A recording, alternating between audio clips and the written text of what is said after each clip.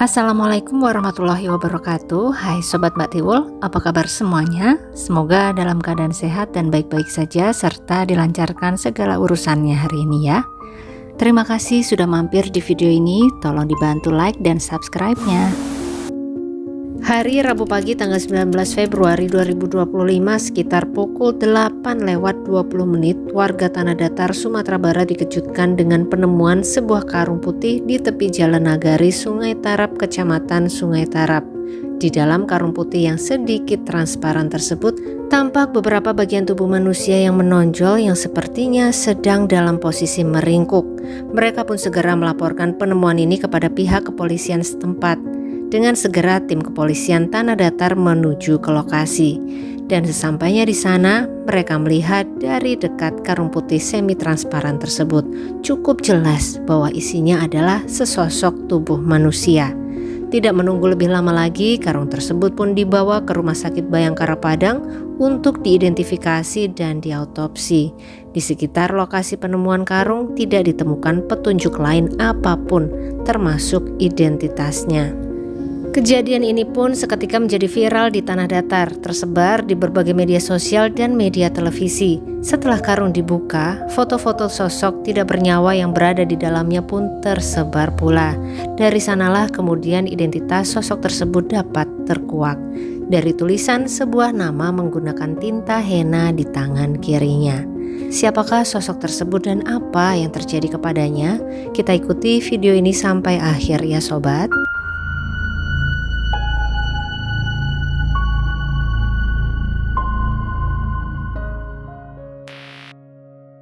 Ibu Lisa Delka adalah seorang wanita yang berasal dari Nagari Sumanik, Kecamatan Salimpaung, Kabupaten Tanah Datar, Sumatera Barat. Ibu Lisa memiliki 3 orang anak yang saat ini menjadi temannya di rumah karena posisi sang suami sedang berada di balik jeruji besi Lapas Sijunjung, Sumatera Barat akibat kasus narkoboy. Selain ketiga anak yang menemaninya, ada juga sang ibu yang rumahnya berada tepat di depan rumah Liza. Sehingga walaupun sedang ditinggal oleh sang suami untuk sementara, Liza tidak pernah kesepian. Anak pertama Liza berumur 15 tahun. Namanya adalah Cinta Novitasari Mista, seorang pelajar kelas 9 Madrasah Sanawiyah 2 Sumanik. Cinta, begitu dia biasa dipanggil. Pembawaannya ceria, pandai bergaul dan rajin. Ketika pulang sekolah, Cinta tidak segan membantu pekerjaan rumah, mengawasi adiknya dan juga cukup sering membantu pekerjaan ibunya di kebun. Saat libur dia juga sering ikut membantu mencari uang tambahan dengan bekerja di kebun. Kemudian setelah mendapatkan bayaran, Cinta selalu memberikan upahnya itu kepada sang ibu buat kebutuhan sama buat adik-adik. Begitu kata Cinta. Betul-betul sosok anak sulung yang bertanggung jawab ya sobat. Hubungan Cinta dengan adik perempuannya juga sangat dekat. Dia sering mencurahkan permasalahan hidupnya kepada sang adik, termasuk pria-pria yang sedang mendekati dirinya. Cinta cukup terbuka untuk bercerita kepada adiknya, seperti saat dia dekat dengan seseorang yang usianya terpaut 12 tahun di atasnya dan kemudian berujung tidak indah. Cinta pun menceritakan hal tersebut kepada sang adik. Sangat dekat hubungan kakak adik tersebut. Bahkan sang ibu kebanyakan mengetahui cerita tentang anak pertamanya itu dari si adik. Selain curhat dengan adiknya, Cinta juga sering mengunggah suasana hatinya ke dalam postingan TokToknya. Handphonenya selalu dibawa kemana-mana oleh Cinta. Sebagaimana kebiasaan anak remaja zaman sekarang yang seolah tidak bisa lepas dari handphone.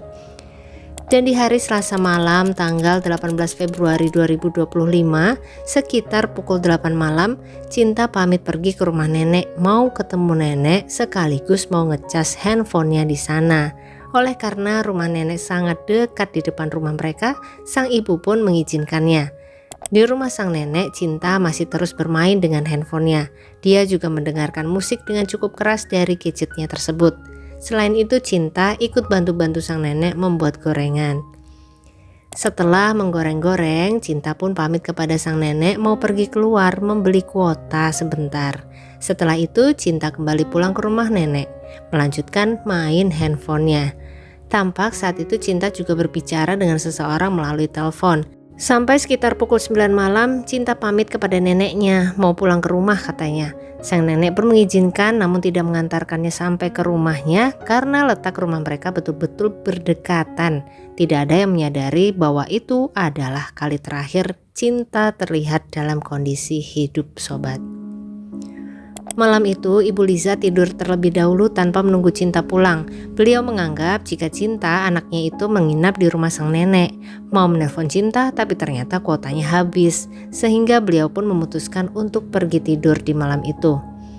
Keesokan harinya Ibu Liza pergi ke rumah ibunya untuk mengecek keberadaan Cinta. Namun betapa terkejutnya dia ketika nenek berkata bahwa Cinta sudah pamit pulang semalam sekitar pukul 9-an. Ibu Liza pun kemudian menjadi sangat khawatir karena Cinta juga tidak ada kabar sampai tiba-tiba di malam hari telepon milik Ibu Liza berbunyi. Ternyata itu adalah Yudi, seorang sahabat dekat dari Cinta yang juga Liza kenal. Saat diangkat, Yudi menanyakan keberadaan Cinta kepada Liza. Langsung dijawab oleh sang ibu bahwa beliau juga sedang mencari Liza yang sudah sejak tadi malam tidak pulang ke rumah.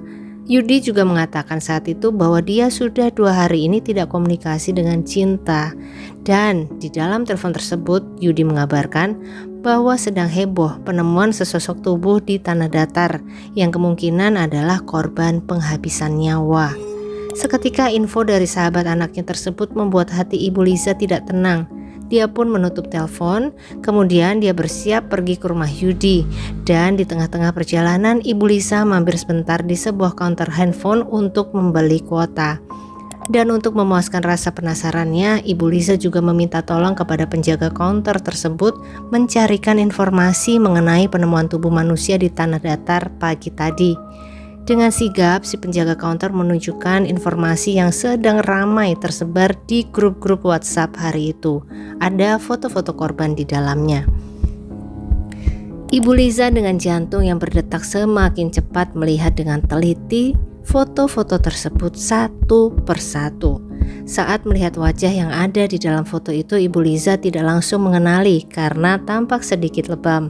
Namun, begitu beliau scroll ke bawah lagi, tampak tangan dari sosok tersebut dan di sana ada gambaran dengan tinta henna bertuliskan nama Cinta di tangan kirinya. Seketika itu juga Bu Liza yakin bahwa itu adalah anaknya. Tubuh Bu Liza menjadi lemas seketika, sobat. Namun malam itu juga beliau mendatangi rumah sakit dan kantor kepolisian untuk mengurus tubuh tidak bernyawa sang anak. Dari hasil otopsi terlihat ada bekas jeratan di leher Cinta. Ini adalah penyebab hilangnya nyawa. Yang lebih mengejutkan, ditemukan sisa cairan kehidupan di bagian intim serta rahim Cinta. Pertanda, gadis tersebut juga telah diperkaos, entah sebelum atau sesudah hilang nyawanya. Tim kepolisian pun tidak menunggu lebih lama lagi untuk melanjutkan penyelidikan. Terkumpul sebanyak 21 orang yang diminta informasi sebagai saksi, terdiri dari keluarga, tetangga, serta teman-teman Cinta. Selain itu, CCTV di sepanjang jalan juga diperiksa. Ditemukanlah dari CCTV bahwa di malam dia menghilang, Cinta nampak diboncengkan oleh seorang pemuda. Cinta saat itu mengenakan pakaian yang sama persis dengan pakaian saat ditemukan di dalam karung, yaitu atasan warna hitam dan celana panjang warna pink. Siapa pemuda tersebut belum dapat diketahui. Kemudian ada lagi sebuah informasi yang sangat penting datang dari adik Cinta. Sekitar 2 minggu lalu, Cinta pernah menunjukkan sebuah pesan ancaman penghabisan nyawa yang ditujukan kepadanya. Ancaman tersebut tertuang dalam sebuah story WhatsApp yang kemudian di-screenshot oleh Cinta untuk dikirimkan ke adiknya.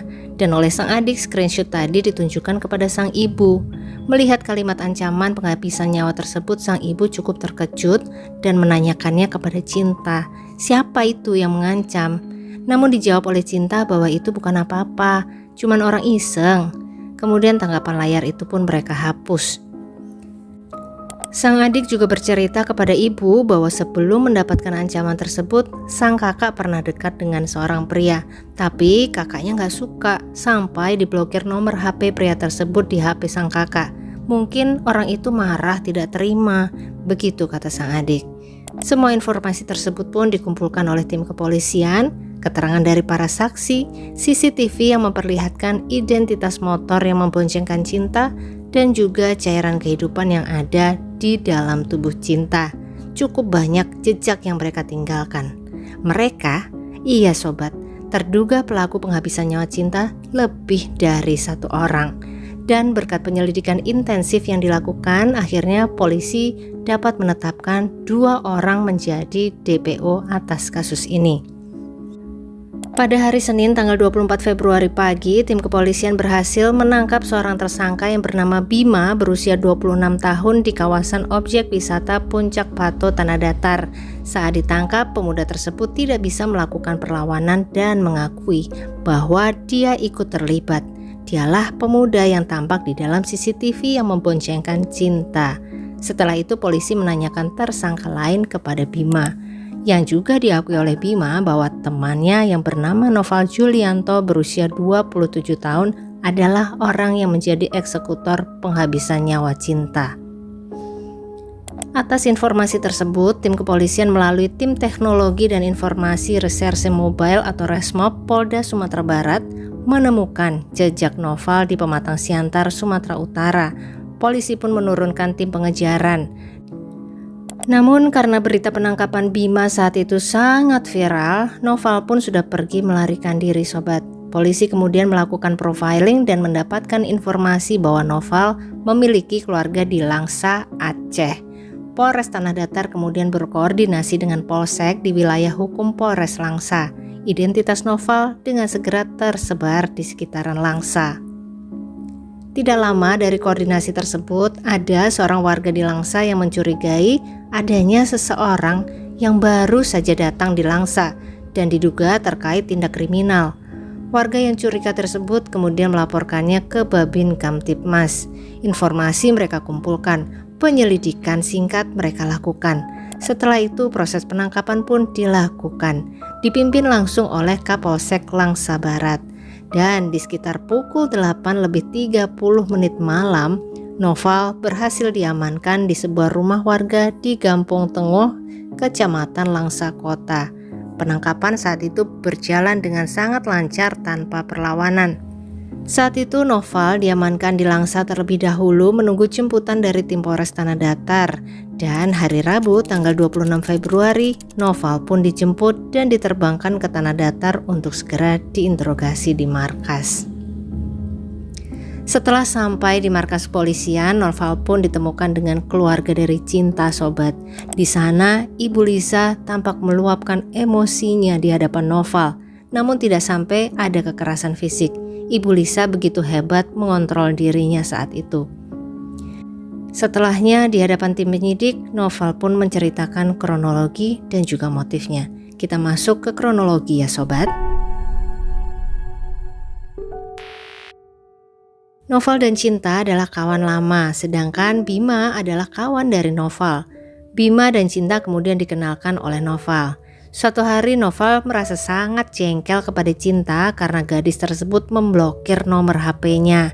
Dan Cinta juga pernah berkata-kata kasar kepadanya. Sekali lagi ini menurut pengakuan tersangka ya sobat.